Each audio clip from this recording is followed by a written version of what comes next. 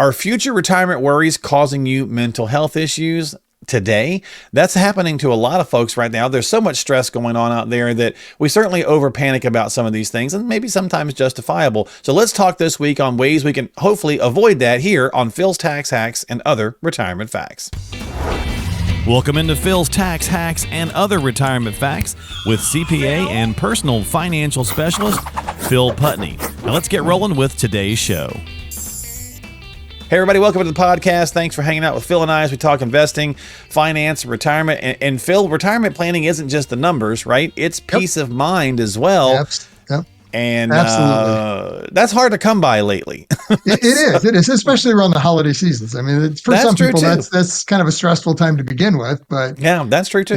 Yeah, that's a good point. I mean, if you talk about retirement, I mean, some people it just stresses them out. Okay. But usually the reality of that is they've not run the numbers. They don't have a plan. So they're kind of using the rules of thumb or, back of the napkin. Yeah. Saying, I think I need X amount to retire and I'm not there. So I know. Yep. Well, to that point, we'll get into some stuff. I got some statistics for you, and some interesting things. It's startling fact that 80% of workers, say they worry about future retirement funding, and it's hurting their mental health. 80%, right? It's hurting their mental health, right? That's a massive number. So let's break down some of these numbers a little bit. So you're talking about savings, right? You just mentioned savings. So according to Schwab, I just love saying Schwab. But anyway, according to Schwab, most savers think they need 1.8 million to retire now. That number has gotten crazy. Yeah. What do you think about that? I mean, with inflation, the number can be bigger.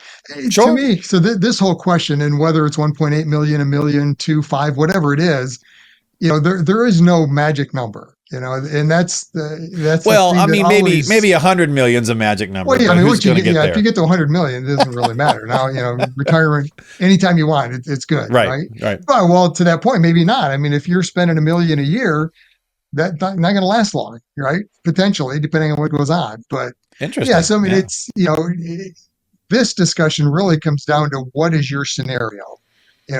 Is 1.8 million enough or is it too much? Well, I don't know. What are you spending? Well, what's the benchmark, Phil? Right? I mean, that becomes the question because, okay, you live, in the metro area, right. In Metro Detroit area. I live in a different state, right? Yep. And I'm more rural. So like the cost of living for you is different than the cost of living for me. Right. What's the, yes, we've all been dealing with crazy inflation, but what is the benchmark? Is it just putting an arbitrary number of this 1.8 million? Or is it, what is my current lifestyle? We talked on last week's episode, some people saying, well, I think I can live on 7, even though I typically pull 10,000 a month. Well, try it for 6 months and see if you can do it. Maybe 1.8 is not really what you need because we can retire on 2 different amounts. I mean, my mortgage is nowhere near what, my neighbor's mortgage is, that kind of thing. I mean, there's all sorts of factors that go into this. It's not the amount that's saved. It's really the relationship between that and then how much you're planning on pulling from that. How much do you need to live on based on all the other, income needs you have, but then the other sources of income? What is your Social Security benefits? Do you have a pension? Do you have a pension? I mean, there's all sorts of other factors. Yeah. If you have, both you and a spouse maxed out Social Security benefits and you both have pensions, in fact, I've got a client like that. They both worked for the government. One of the spouses actually has 2 government pensions, and they have Social Security, but they have a lot of savings. They have hardly anything saved, but they're doing just fine, because they have, I don't know, it's like 180,000 a year coming in between the incomes, so there you go. They don't need to have $1.8 million saved, but if you don't have those, which most people don't, but it's going to be somewhere in between. You have it at a minimum Social Security. Everyone has that, and I shouldn't say everyone, but if you've qualified, which most workers have, then you're going to have at a minimum Social Security, maybe a pension. That's where this number comes into play. At the end of the day, don't get stressed over what the number is until you've run the math to figure out what your number is. So it's not a number of this is my number. I need 1.8 million because Schwab told me I did. No, it's what is your number based on your scenario specifically? What do you need to live on and what is your goal for retirement?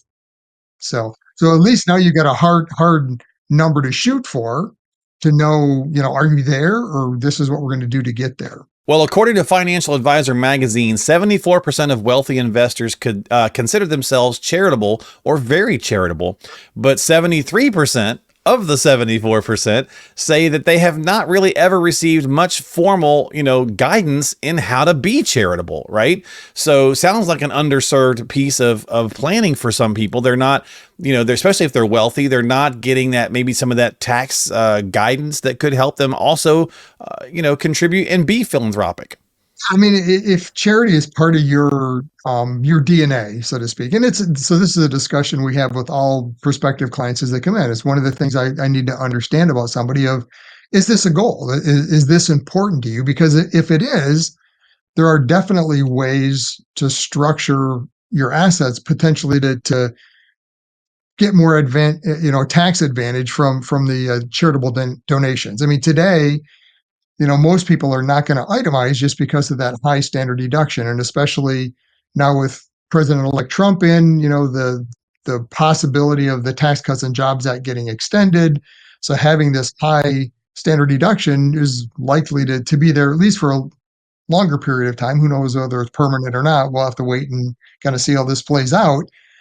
But the reality is we're probably going to be in this pattern for a while longer yet.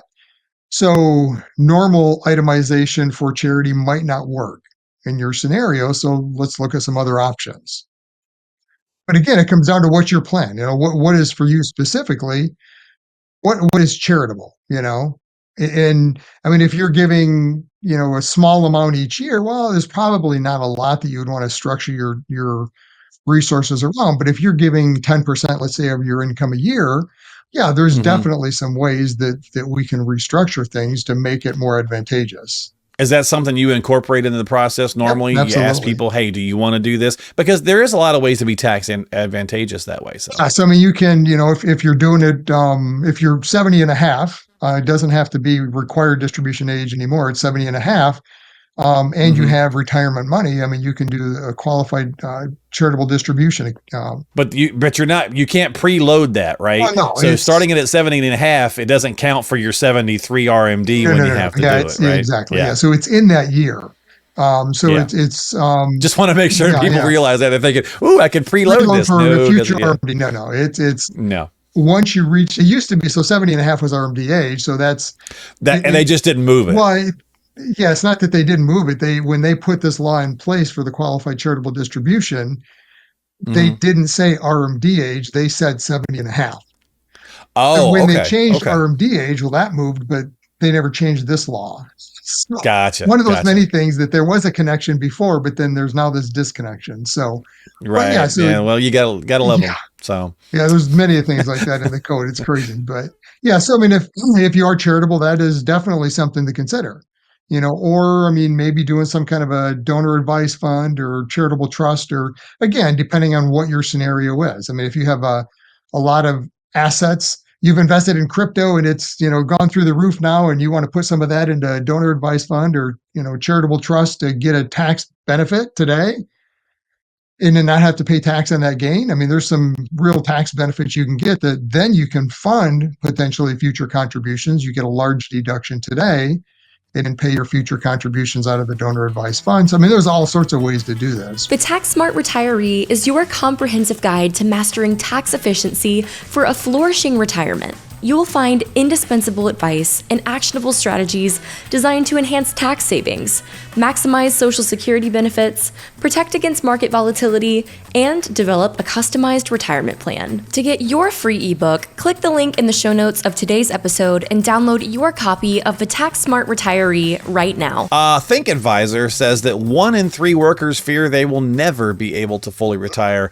I mean, I think most people, I talked to so many advisors, Phil, across the country, and I think that's probably pretty normal. I think 1 in 3 people come in to see somebody like yourself and they're like, "Go ahead, Just give me the tell them, bad yeah, news. can't do it. I'm never going to be." Yeah.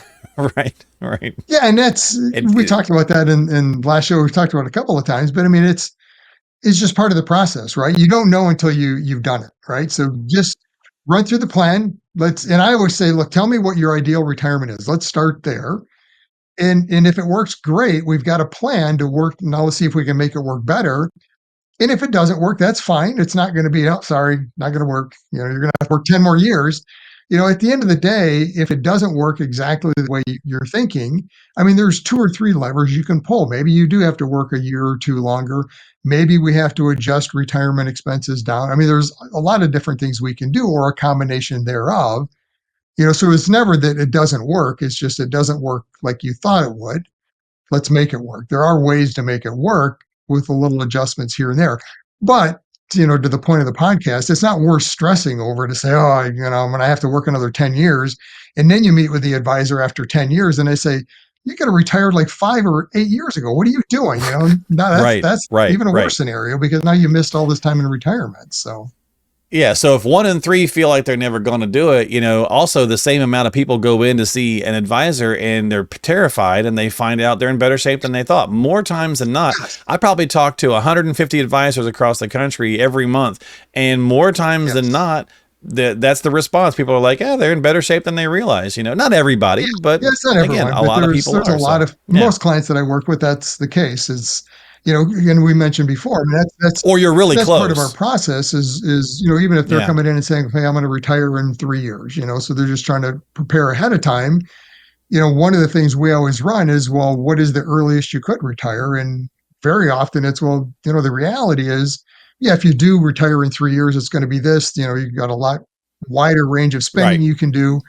But if this is your spending goal, you could actually retire tomorrow if you wanted. And we're going to have to stay closer to that spending goal, but it would work.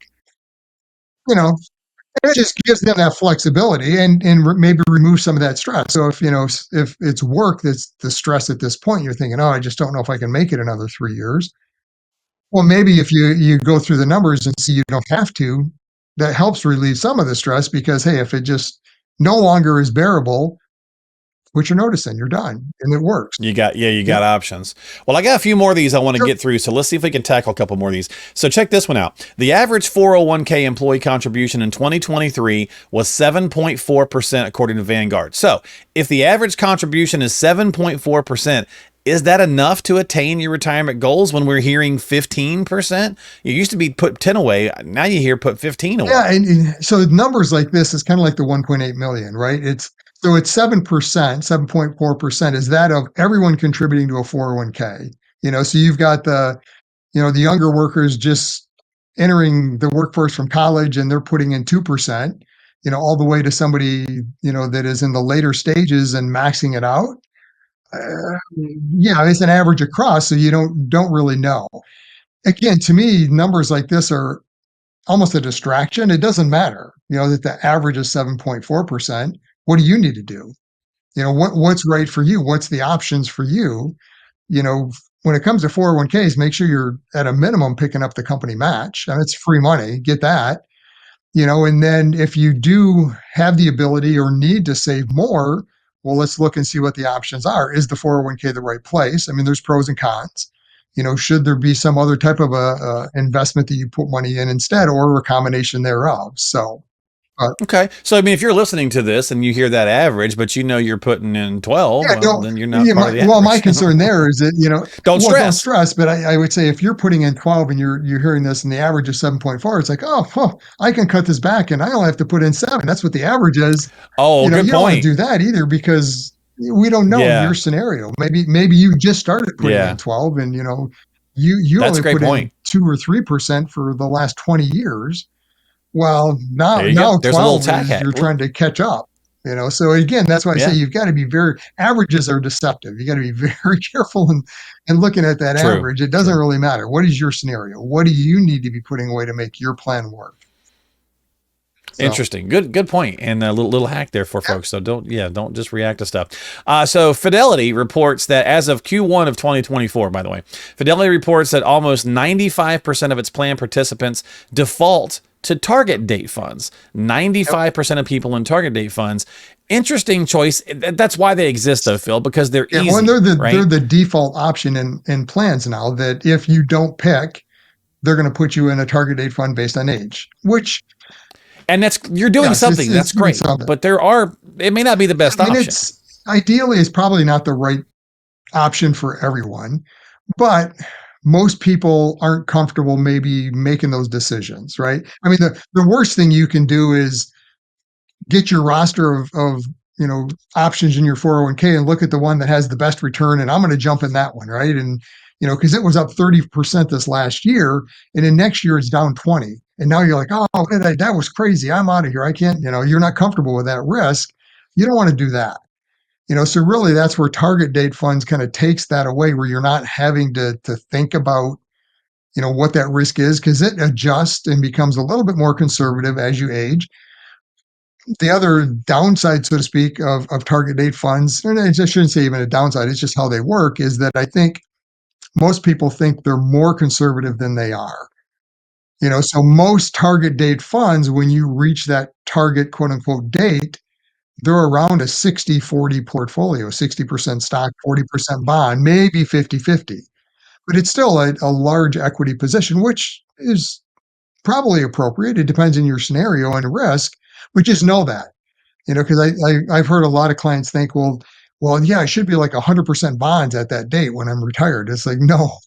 And it shouldn't be, because you have hopefully 10, 20, 30 years in retirement. So. Well, if the point was to talk about the mental worry, mental stress from it, we'll finish off with this one. 80% of survey, I started off with it as well. 80% of survey respondents said that they worry about retirement funding is hurting their mental health and their well-being.